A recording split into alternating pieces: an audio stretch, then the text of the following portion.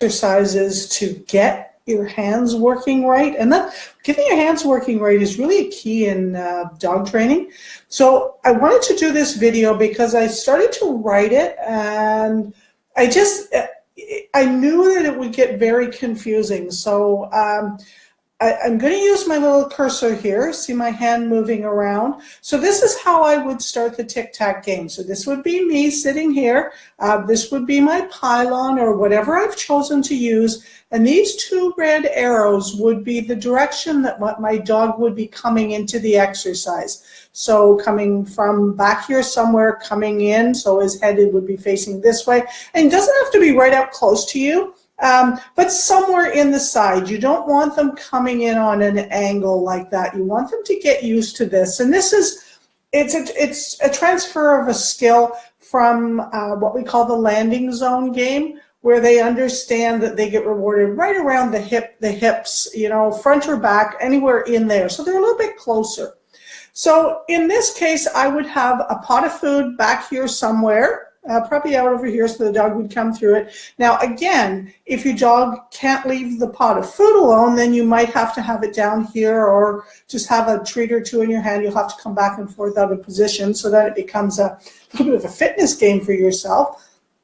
So I typically work with a treat in either hand. So if my dog is, and then the object is, eventually we're going to teach the dog to come in like this, and the dog is going to curl around here. So my hand is the dog's head. The dog is going to curl around and be able to just continue going around this pylon like that in that direction. Okay? So if they came from this side, they would come in like this. They would come up, go around this pylon, and just keep turning like that.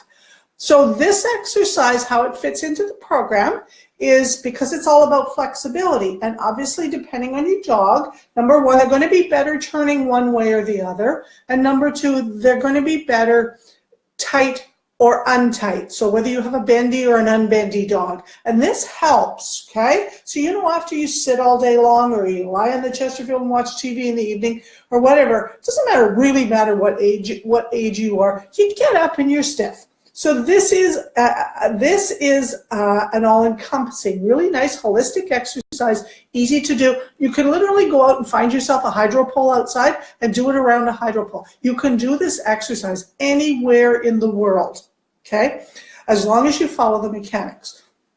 So let's just talk about this. So my dog is coming in here. So I have a treat in each hand. My dogs, you know, they've learned to ignore my hands. So they're going to come in here, and they're going to come along like this, and they're probably going to stall right about there because they don't know what this is. They might look at the pylon. They might be on a little bit of an angle. So if this is where their head is, with my left hand, I would toss a treat down here, just a little bit ahead of their head. Okay? So on the converse side, if they came from this side, and they came in here and they stalled right there because they don't know that they're supposed to go behind. It's just a thing, okay? Then I would, if their head is here where my hand is, then I would just toss a treat through here to land somewhere out here. I want it to be ahead of them. And the reason that I want it to be ahead of them is I want it to be acting not as a lure, but as an incentive to move forward.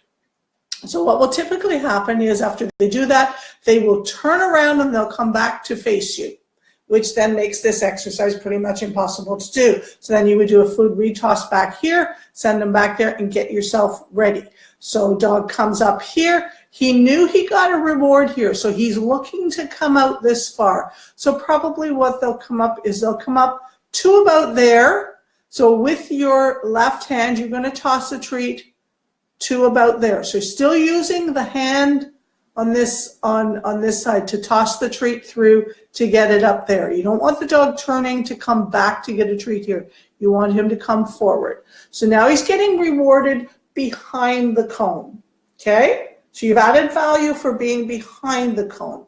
So again, excuse me, if he comes from this side, he comes in, he's now going to come up a little bit like this. You're going to use that hand to toss a treat so it lands up around here. Okay, this is the point at which your head has to click in and you have to be thinking a little bit more. So next time, and I'm compressing this, okay? I'm saying one exercise. It may take you a few of each to get it figured out.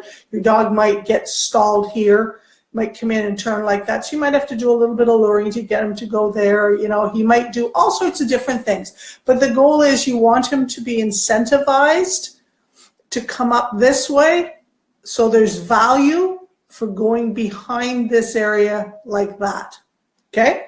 So this time, dog comes up this direction, and now he's been rewarded a few times. He knows that something happens out here, so he gets to here. Now you're going to incentivize him. You're going to reward him here. So his nose is here.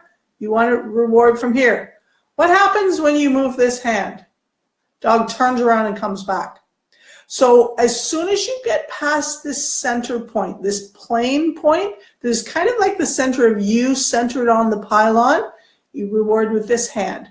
So it's kind of like come to me, so that your dog has come up this way, he's gone all the way along like that, and you're going to toss your treat out over here with this hand. Okay, nice and easy. You're just tossing forward. So that makes it really, really cool for the dog to do that. And the same thing, if he came from the other side, he would come up like that, and with this hand, you would toss the treat to about there. So I think that makes it a little clearer of what I want. So now we've got a dog that's coming up like this. He's coming up, he's coming around, and as he progresses, little bit by little bit, you're still using this hand to toss your treat in there. The same thing holds true at this point on this. So as long as the dog is coming through here, and you want him to come a little bit further each time, and again, you can, that's why I leave the space in here, okay? So that he's coming in here, and you'll know where he's going, right? Because you're going to see him move. So feel free to, you know, don't wait for him to stand and look at you before you get the treat in there. So if he looks like he's coming around like that, toss the treat right there so that he can see it. Don't wait till he gets there and toss it, because that causes a break in the fluidity of the exercise. So you really want it to be a fluid motion exercise. And I wish you could see my hand, because I'm just like going around in a circle here. So as he's coming in, now he's coming around like that because he's expecting something. You're going to drop, you're going to pop it over here with this hand. Okay? And it's literally just a matter of thinking, okay, where is he on that side? Which hand do I use? So dog is continuing around. He's been really, excuse me, he's been really amazing. Excuse me, just let me grab a cup of tea here. Delicious herbal detox tea. Love it in the morning. So he's going around, he's got it, you've given him enough room, he's not trying to squish through a spot that isn't thing. So this time the dog is right about there. So let's say the dog's head is right where my hand is. Which hand do you think you'd reward with? Yeah, this hand right here. Because you're going to toss the treat out to keep the dog continuing around. And you're not going to toss the treat over there. Remember, when you're tossing your treats, you want to land your treats in the circle. Not on the pylon, but on the circular path. So somewhere around here. So if he comes out this way as we were starting off, you're not going to toss your treat way out here, right? You want to toss it so it encourages him to take the circular path. So again, if he's coming from this side, he comes up, he's an amazing dog, he's got this in a couple of quick tries, he gets to about there, yep, this hand, tosses a treat there. And don't hesitate to toss it up a little bit further. If you think your dog will come up like that, that's awesome. Now, we've got a dog rewarded to here and a dog rewarded to here, basically where that gray line is. What do you think we want them to do? We want them to continue around. So if he's got that and he doesn't turn around, so you're pretty quick, you can quickly toss a treat just a little bit further like that out to there, or you can reset him. Okay, I'm never in a hurry. I'm never in a hurry to do these games, because it's important that they understand what they are. And you will definitely have a difference in learning from one side to the other, because the dog, again, will be tighter on one side than the other. They all are. Every single mammal on the face of the earth has a preferred side. Okay, so let's come back to this. So we've got the dog coming up here. The dog is coming all the way around like there. He's come to there this time. He's a little bit further. You're going to toss your treat to there. Dog goes out to get that. He hesitates for a second, and what do? You toss the treat to there. Perfect. Tell him he's awesome. And then from this point, I would never release him back that way, because you don't want the dog to associate turn back with this exercise. If the dog got to here, what I would do is I would toss a treat out somewhere over here. At this point, I don't care if it's around the circle. I wouldn't toss it halfway across the room, but I would toss it out sort of in the direction that he would be going. It says, okay, so just continue around that, and you may find he goes around it again.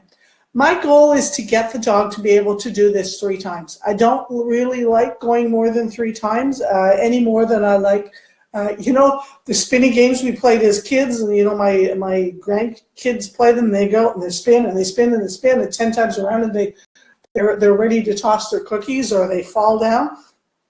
We don't know how dizziness affects dogs, and I personally don't want to find out, and I don't think we want to put anything that's unnecessary into it. So I'm looking for 3 times. I'm looking for them to get around here 3 times. And as they understand it, they'll start to pick up some speed. And that's where, as soon as they get that, then you're going to be able to, this is just a starting point. Once they're sort of moving around on their own, you'll be able to stand up, so you'll be able to do it. You'll know when it's time to stand up.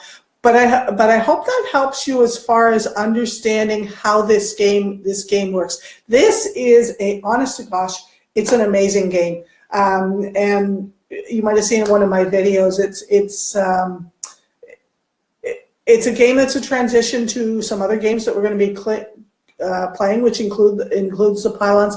I love the pylons because the pylons, the ones that I use, I'm not using a plastic pylon, I'm using a traffic pylon, and you know, you can get them at Lowe's and Home Depot. They're, you know, cheap investment into your training program. If you're really stuck for it, just drive along the road where there's construction going on. You can almost always find a traffic cone in the ditch or along the side of the road or something like that. Some of my most amazing and memorable traffic cones have come from that scenario. If you're somewhere else in the world, you know, find something very similar. I just actually, as I was walking through the house, I realized that one of the really awesome things that would work well is actually an upright vacuum cleaner. It's got a square base, so it's similar to a pylon. It's about a 12-inch base, so it might not be that great for the small dogs, but certainly for your medium and your large dogs. It's self-standing. It doesn't tip over easily. And I'm actually going to try doing something with it. We have a dog here in the house that when you turn the vacuum cleaner on, he goes cuckoo bananas. He starts to bite the vacuum, and I know there's a few people who have that challenge. I'm actually going to try and see if I can get rid of that behavior by teaching him this behavior with an upright vacuum cleaner. So just a little bit of a piece of information for you, how we translate, how we take pieces of our training and we incorporate them into real life. So I hope this is helpful for you. Continue on with the lesson. I've covered a lot in here, more than I thought I would, but I think this should be very helpful.